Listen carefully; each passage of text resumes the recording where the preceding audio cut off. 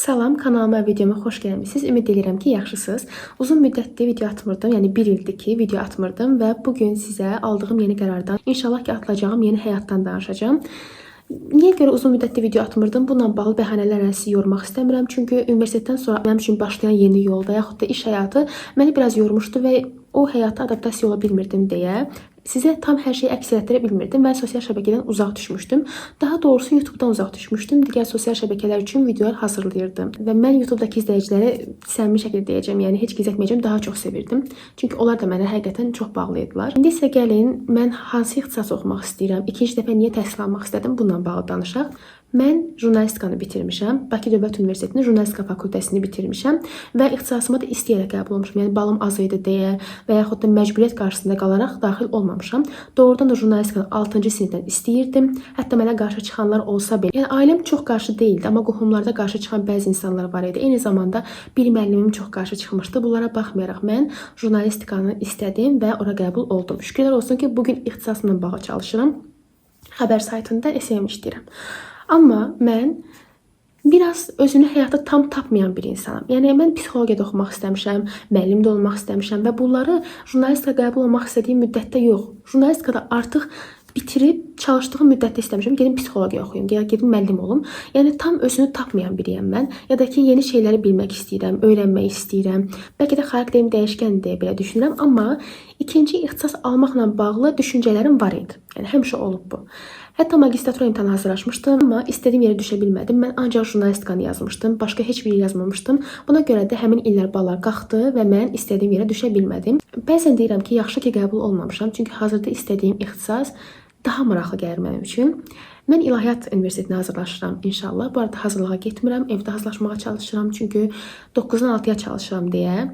O iş rejimi ilə hazırlığa getmək, yenidən hazırlaşmaq çox qəlizdir. Yəni çox qəribə gəlir mənə ki, mən necə eləyəcəm? İşə gedirsən, işdən gəlib onlayn hazırlığa qoşula bilərsən, amma onlayn hazırlıqdan sonra oxumağa nə qədər vaxtın qalacaq? Ona görə də hazırlığı bir kənara qoymuşam ki, onsuz da sən bir dəfə 3-cü qrupa vermisən, sən bu imtahana bir dəfə hazırlaşmısan və həmin müddətdə də çox hazırlığa getməmişdim. Ona görə düşünürəm ki, bu dəfə də məndə alına bilər. İnşallah ki, alınır Allahın köməyi ilə. Ki ilahiyyatın balı da çox yüksək deyil, amma mən yenə də az bal yığmaq istəmirəm. Çünki elə bir təəssürat yaratmaq istəmirəm ki, sanki mən ora balım azdır deyə düşmüşəm. Xeyr, mən istəyirəm ki, balımı yaxşı toplayım və istədiyim yerə daxil olum. İstədiyim yerə yaxşı balla daxil olum ki, yəni ora nə qədər dəyər verildiyim ən azından özümə sübut olunsun.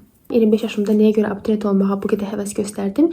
Əslində uşaqlıqdan bəri dinə qarşı böyük bir marağım olub. Bəzi qopuqlar olsa belə, ən sonda yenə də inandığım və mənə rahatlıq verən yerə doğru addımladım yenə. Yəni bu yola yenidən gəldim və sizə bir şey deyim ki, jurnalistika ilə ərəb dilini və yaxud da jurnalistika ilə ilahiyyatı qarışdırmaq hissi, onları qovuşdurmaq və yaxud da bu sahədəki boşluğu doldurmaq hissi yenidən mənə oxumaq həvəsini gətirdi. Yəni istəyirəm ki, həm jurnalistika, həm də ilahiyyatdan əldə etdiyim məlumatlarla və yaxud da ərəb dilindən əldə etdiyim məlumatlardan daha sonra ixtisasımı birləşdirərək yaxşı materiallar ortaya çıxardım və yaxud da bu sahədəki boşluqları doldurum, insanlara faydalı olmağa çalışım. Bu arada ilahiyyat həm İlahiyyat İnstitutunda da var, həm də ki Bakı Dövlət Universitetində də var. Amma bir şey var ki, Bakı Dövlət Universitetində deyəsən ərəb dilində tərcüməçiliyi var. Mən bunu istəmirəm.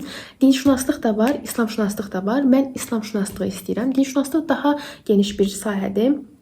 Bütün dinləri öyrənirsiniz, tolerantdır, yəni hamısını öyrənirsiniz. İslamşünaslıqda da tolerantlıq var, amma İslamşünaslıq məni daha çox özünə çəkdi. Çünki bu yola əslində Quranı öyrənmək hissi ilə də başlamışdım. Bu yola ona görə də çıxmışdım.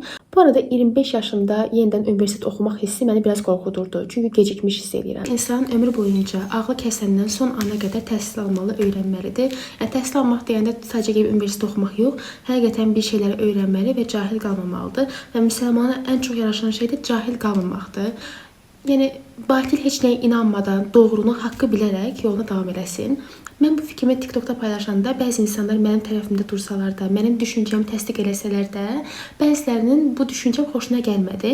Mən də insanlara hörmət edirəm, fərqi yoxdur. Yəni necə düşünsələr belə, nəticədə mənim həyatımdır və mən heç nə itirmirəm, çünki mən onsuz da bir dəfə təhsil almışam. Jurnalistikanı bitirmişəm, əlimdə bir ixtisasım var və ilahiyyatı bitirməklə mən heç nə itirməyəcəm. Əksinə nələrsə qazanacağam, əldə edəcəm. Yəni bu sahədə dində bilmədiyim çox şey var. Məlumat almaq istədiyim çox şeylər var ki, insanlardan soruşuram, bəzən cavab ala bilmirəm. Bəzi çox güclü ilahiyyatçılar var, çox savadlılar var, amma elə suallar var ki, biz onlardan soruşa bilmirik. Bəzən çəkinirik. Çəkinmədən özüm araşdırıb nələrsə bilmək istəyirəm. Bu arada işdən sonra dərsimi necə oxuyuram, buna bağlı ayrıca bir video çəkəcəm. Əslində işdə gələndən sonra yatıram və yatıb durub gecə səhərə qədər oxuyuram. Bilirəm ki, gecə səhərə qədər oxumaq heç də sağlam bir düşüncə deyil, heç də yaxşı bir əməl deyil, amma neyniyim ki, başqa çarəm yoxdur. Çünki işdən gələndən sonra çox yorğun oluram və artıq dərs oxumağa enerjim qalmır. Biraz oxusam belə tez yuxum gəlir və yatıb oyanıb oxumaq istəsəm də oyana bilmirəm. Görürəm ki, yəni səhər olub. Ona görə də məcbur işdən gələndən sonra tez yemək yemədən yatıram və durub səhərə qədər dərs oxuyuram ki, nəsə eləyə bilim, irəli gedim və hazırda sadəcə tarix oxuyuram. Başqa heç bir fənni oxumuram. Son 7 ay qalmış. Digər fənlərdə başlayacağam. Ancaq test işləyəcəm onlardan onsuz da. Bir də ədəbiyyat var ki, ədəbiyyat mənim ən çox sevdiyim fəndir. Ona görə də ədəbiyyatı heç, yəni mən 2-3 ayda bitirərəm ədəbiyyatı. O qədər sevirəm çünki ədəbiyyatı mənə çox rahat gəlir və qəbulda da ən çox yazdığım fən ədəbiyyat idi. Ailəm ikinci dəfə təhsil almaqla bağlı nə düşündü? Ailəm mənə dəstək oldu. Yəni heç bir əks bir şey deyilmədi. Ən əsası atamın nə düşünəcəyi mənim üçün çox önəmli idi. Çünki qarşı da çıxa bilərdi və yaxud da yox da deyə bilərdi, amma yox demədi, qarşı çıxmadı. Əksinə dedi ki, nə istəyirsən onu elə. Və dedi ki, sən oxumaq həvəsin var deyə, ona görə də problem deyil. Yəni pis baxmadı. Düzdür. Bəlkə də başqa cür həyatımı davam etdirməyimi istəyər, amma mən bunun özüm üçün daha xeyirli olduğunu, başqa məsuliyyətlərə hazırda hazır olmadığımı düşünürəm. Ona görə də dərs oxumağın və yaxud da təhsil almağın hazırda mənim üçün daha ideal olduğunu düşünürəm. Mənim komfort zonam dərs oxumaq. Mən demirəm ki, mən həmişə əlaçı olmuşam, mükəmməl bilmişəm hər şeyi. Hətta qəbulda da mən çox bal yığmamışdım. Az getmişdim hazırlığa və az müddətdə özümə görə yaxşı bal yığmışdım. Amma dərs oxumaq mənim komfort zonamdır. Hər zaman mənə gənc hiss elətdirir. Bəzən otururam 1 saat oxumağa, ayılıram ki, 40 dəqiqəsində fikrim başqa yerə yayınıb. Yəni mükəmməl deyiləm, amma dərs oxumaq mənə, dərsin olmağı mənə tələbə kimi və yaxud da abituriyent kimi hiss elətdirir deyə özümü daha yaxşı hiss eləyirəm. Ailəmə dəstəyi görəndən sonra gördüm ki, qarşımda heç bir maneə yoxdur. Ona görə də başladım bu yola. Əvvəl hətta həvəsdən düşürdüm. Çünki testi bəzən səhv yazırdım, tarix oxuyurdum, yeni səhvlərim olurdu. İnşallah ki, sizlə də vloqlarda paylaşacağam dərs oxuduqca. TikTokda da bu arada videolar paylaşıram. TikTokdan da məni izləyə bilərsiniz. Orada xəbər tipli də videolar paylaşıram. Amma bura həm xəbərlər atacağam, həm danışdığım, həm də vloq çəkdiyim videoları sizlə paylaşacağam inşallah. Bu mənim uzun müddətdən sonra ilk videom idi və buna görə çox xoşbəxtəm və bir o qədər də stresli və həyəcanlıyam. Ümid edirəm ki, video atmağı dayandırmayacağam. Ümid edirəm ki, mənim daimi izləyicilərim var idi ki, onlar getməyiblər və getsələr belə geri gələcəklər inşallah.